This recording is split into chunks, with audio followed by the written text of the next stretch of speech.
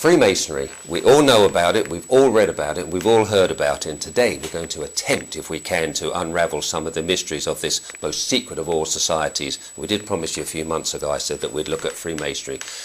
Now, over the course of the last, I suppose, 10 or 12 years, this ministry has collected a lot of valuable documents from all different sources. We're going to come to some of them in a minute.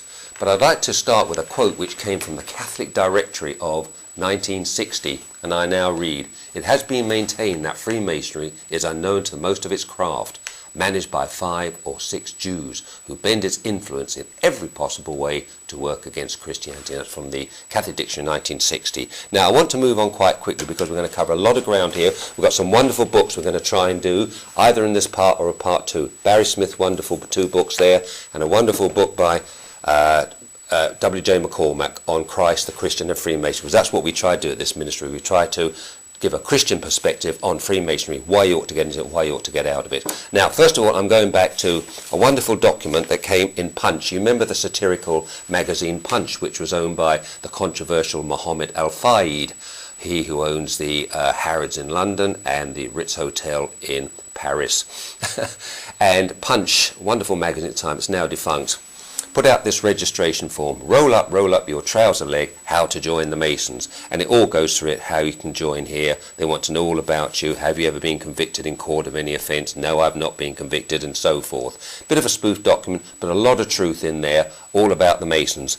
And he kept it running for several weeks, and a week later, quitting the Freemasons, I rather like this one, and he highlights some of the lodges here. James Companion, the United Grand Lodge, the Temple Chapter of Jerusalem, the Royal Archmasons of England, and it's got the names, the documents and the stories behind Britain's secret society. It'll knock your garters off. Typical L5 joke there. I think he always felt that the Masons were against him. Little joke there that came from Punch there. You can see it here. This was a letter that the Grand Lodge of England wrote to Mohammed Al-Fayed, well, or the editor of Punch. They weren't very happy with what was happening there, and you can see that there. Maybe you'll have to freeze frame this and read a little bit more. And he ended up with a joke at the bottom here. "Fancy setting up a grocer's with me. This is Fortnum and Mason. Fortnum and Mason, get it? Only if you know my secret handshake." And another little joke, if I can lay my hands on it as regards Masons, they can laugh at themselves, although I think this was a little bit different. And this came from this document I picked up somewhere, I'm not quite sure, page about Freemasonry. Probably picked this up about 10 years ago, all about getting Masonic rings and current announcements, requests for correspondence, so forth. Little joke at the bottom, quite liked. "Thought for the day, enough about secret Masonic handshakes already. Let's come up with secret Masonic milkshakes." Like it? Good one. Now, to get back onto a more serious track.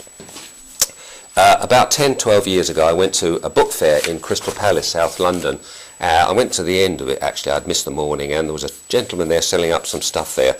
And he said, "What are you looking for?" I said, "Oh, anything about Freemasonry, about the craft and so forth." He said, "Well, I've got some documents here." He said, "You can have all of them for £1." So I said, "Yes, please." Got home, opened them up, and I was absolutely amazed and delighted to come across these 3 documents. Now, as you can see here, these were awarded to this gentleman, Edward Charles Towers. Don't know the gentleman, don't know anything about him, but it seems in 1967 he qualified to move up to the next degree, the 18th degree, and that you can see it there. Out of 33 degrees he qualified to become the part of the Rosy Cross there. Don't know what happened to him afterwards. I don't know if he died, whether he went higher up or not at all. But you can see the 2-headed eagle there, Russian symbol there, and Kaiser Germany as well, he also used that symbol. But this is the Supreme Council telling us that Brother Edward Charles Towers, and I don't know who he was to say, was qualified to have this wonderful there. You see the 2 great seals there. Never seen these before, and I doubt anybody else would have seen these, except the person who actually got them. Now, also in this job lot was another one, which, if I can get open, again, a wonderful document, wonderful vellum paper, and so forth. A little bit earlier, this one, we go to 1950, I think it's 1953, yes, 1953.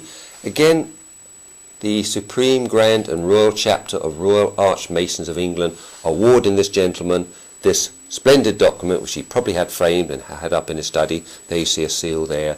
see it sits in there then, that he has reached a new degree here then. It says what the degree is there. Bond of Friendship in London, and there's his number, 4853, September 1953. And round about the same date, this one was also in there. Another splendid document. Again, the same gentleman, Mr. Towers, again 1952 when he received this. True Friendship, there's his number, 6631 in the London Lodge.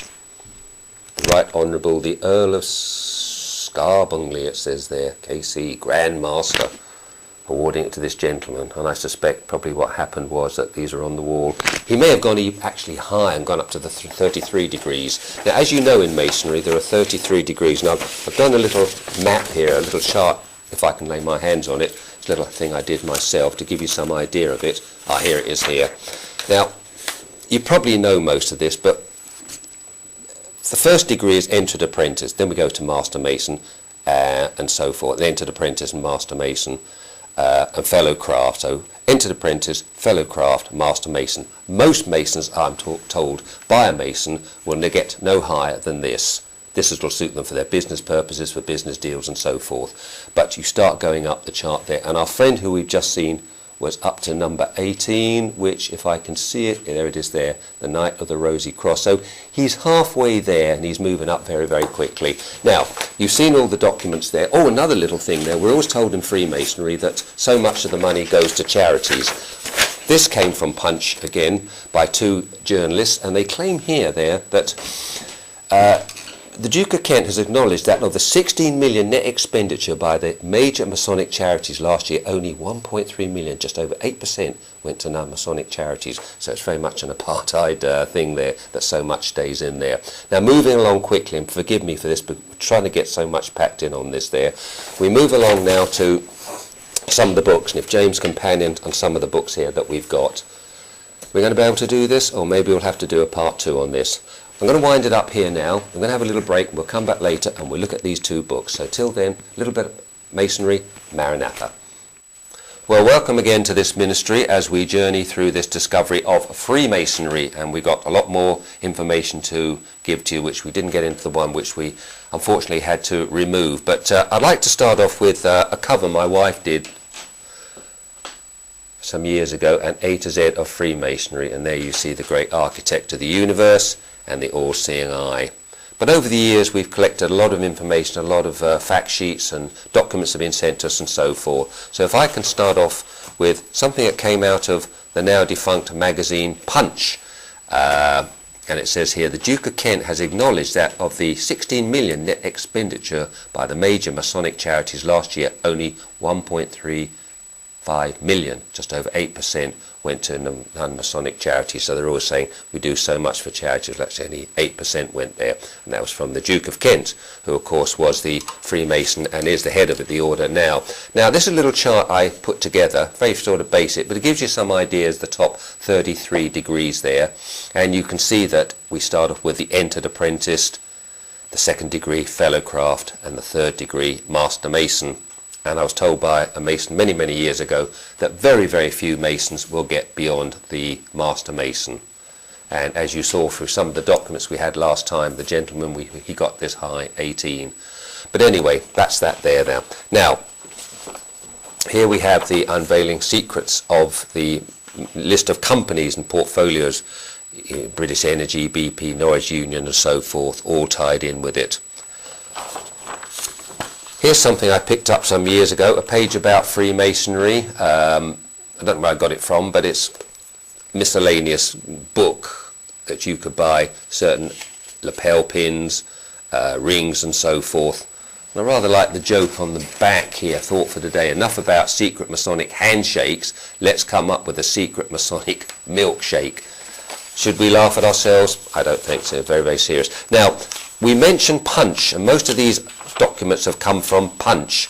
Punch, of course, as you know, was owned by the controversial Mohammed Al-Fayed, he who owns the Harrods and, of course, the Ritz in Paris. And he spent quite a lot of time outing the Freemasons and so forth. A lot of it's spoof, but a lot of it is fact. You can see the United Grand Lodge the Temple chapter at Jerusalem, the Royal Arch Masons, and they didn't like what he'd done at all, one little bit. And if I just turn the page over, they wrote him a stinking letter, as you can see here, to the editor of Punch, saying what they didn't like about it. And of course they mentioned the fact that they've raised money for charities and so forth, as they say here, bilked financially. They put milked there and so forth. So, but it does say, another little joke at the bottom there, James Campan down, Fortnum and Mason, well-known store in London, fancy setting up a grocer store with me, only if you know my secret, handshake and so forth. But Punch did go through all of this, and here they have the roll up your trouser leg, how to join the Masons. A little bit of a spoof here, but it's the actual United Grand Lodge of England registration form, how to join. I've never been convicted of any court offence. I've never been subject to finding of dishonest or disgraceful conduct, and so forth and so forth. Very, very good. Mohammed put this out there. I like it. I kept it. And here you're seeing it possibly for the first time. The magazine's now defunct and so forth. Another little thing I picked up, which came out of the Catholic Dictionary of 1960. It has been maintained that Freemasonry is unknown to most of its craft, managed by 5 or 6 Jews who bend its influence in every possible way to work against Christianity. And this is the whole thing about Freemasonry, that it leads into not only into the occult, but to Bilderberg, trilateral groups, and all of these things there, where they say here it's controlled by 5 or 6 Jews. Wouldn't be saying it now, because the ban on Freemasonry was lifted by the last Pope John Paul II, who lifted it all. I wonder why. Right. We go back to Punch again here, Boys in the Brotherhood, and you can see here he's actually gone and puts it in 1998, he's actually got names in here and who these people are. A lot of honourables there, there's a couple of lords there, there's a captain, military and so forth. And interesting in this paragraph, the royal family has a long history of being raised to the 33rd degree. Members included Edward VIII, the Duke of Windsor, George VI and Prince Michael of Kent. The latter is open about his connection, but when a Mason wants to remain underrated, he will find support. So there we have it there. A lot of things there, people who are involved in it, Viscount Chelsea, Lord Chelsea, probably people you've never heard of before, but very, very important in the English establishments. Now, a friend of ours sent us these documents here. Who says the Church of England isn't tied in with Freemasonry? Here you have a vicar wearing his clerical garb and his Masonic symbol and his white gloves, probably holding a King James Bible with a Masonic symbol on there. We'll come a bit later what Barry Smith said. It says, brethren, one of the delights of being a parish priest and a chaplain to various organisations, he means Masons, is I get plenty of invitations to attend Christmas carol concerts and other Christmas functions, not only in the parish, but often far beyond. Shame on you doing all this. Here we are, Reverend Brother, the Reverend Ron Gamble. Ron, you're gambling with your salvation. Get out of it if you haven't got out of it already. Ron, Gamble, you're gambling your salvation. Get out of it, and get out of it quick. Right, we move on quickly, because we've got a lot to get through. Some very, very good stuff here there. And here's something that came in the same magazine, 100 years birthday and 2 PGMs here. And there's the group of Masons from a lodge down in Kent, and there's the Masonic floor there. And somebody said, saying, why picture of the Queen? Well, of course, the Queen is the honorary head of the Freemasons, I'm told, worldwide. So you see that there. Another infamous gentleman who was tied up with the Masons, we've had the lords and ladies, Ken Noy, the life and crimes of Kenneth Noy. Criminal mastermind, cop killer and millionaire, Britain's deadliest villain, abandoned his country estate to go on the run in 1996, was a Mason, tied up very much with the Metropolitan Police, some of the top brass there, in prison now for a murder that happened on the M25. Now, I want to move on very quickly because we've got a lot of information to tell you about anyway. Very good at Punch doing all of that. And I want to look at 2 very good books. I'm going to start with the first one, Christ, the Christian and Freemasonry, written by the late W.J. McCormack. I had the pleasure of talking to his wife about 10 or 12 years about this book. She said he did a lot of research in this, he put a lot of his own money into it, but he was very much concerned what the role of Freemasonry and the way it was creeping in an insidious way into the politics of Northern Ireland and to the Presbyterian churches and so forth there. So if I can open this book, it's got to the 3rd edition. If I can open up the book here, it starts with a pen and ink drawing of Roberto Calvi. Now we at this ministry, my son and I, have always been interested in the machinations and the murder of Calvi, and we've long suspected the Vatican were involved in it. And if you look at our book that we reviewed only a few weeks ago by David Yallop, he hints in there that there was a top Vatican diplomat who was involved in it. He was going to name the name, hasn't named it yet, so we look forward to hearing that. Turning over,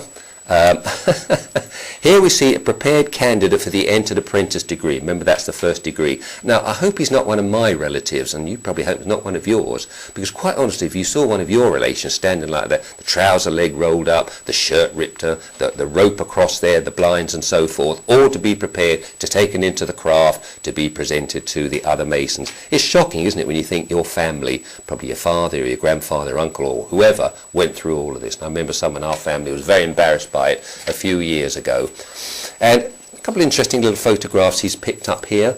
Moslem becomes new master of Jewish Freemasons Lodge. And there he is there, the Moslem there, looks like his Jewish brother there. Can you see that? The Jewish Freemason. And we pan over there to Dr. Lundell has been appointed Senior Grand Chaplain of the Masonic Order, a unique distinction for a Presbyterian minister. And this whole thing sickened the late Dr. McCormack when he wrote this book there. And he does bring up some very interesting Bible verses, which I'll come back to at the end there. But he does say here, from, let's go up to this one here. Here we are. The central figure of the only saving gospel of God is Jesus Christ. Sinners need Jesus Christ and may accept him by faith. Only those who do God's will gain heaven. What is his will? This is the will of God, that you believe on him whom he has sent, and I receive you, and you my sons and daughters. And he's saying, get out of it quick. Move on very quickly to the late great Barry Smith. I had the pleasure of meeting this gentleman many times. I got him so most of my books. Here's his first book, Second Warning. If I was the devil, he said, I would have invented religion in the place of relationship. And he goes into do a very interesting section in his book there, How to Set a Freemason Free. Very interesting, but we haven't got time to go into it now, but he's quite clear. If you're a Freemason, you need to get out of it. And he also says that when you've died, burn everything there, the buckles, the regalia and everything. Here's another one of his books here, Freemasonry and the Occult. And he goes into a great deal of fact about here, Freemasonry and the demons, how you've got to get out of it, warnings and so forth. Go home and burn, destroy all his Freemasonry gear. Help him pray the prayer of renunciation of Freemasonry, which he mentions in Second Warning and so forth, and pray for his healing. And I'm going to go back to the late Dr. McCormack's book there, because he does have a Bible reading there that I would like to show you there. And it comes from here. Woe to the woman who ties amulets on everybody's wrist. Ezekiel 13:18. That's the whole thing about this ministry. You've got to get out of it. This is demonic based. Come out of it now, my brothers. Come out of it now. Repent, and I receive you, and you roll my sons and daughters, says the Lord Almighty. From this ministry, thank you. I hope you've enjoyed this. Get back to us, and Maranatha.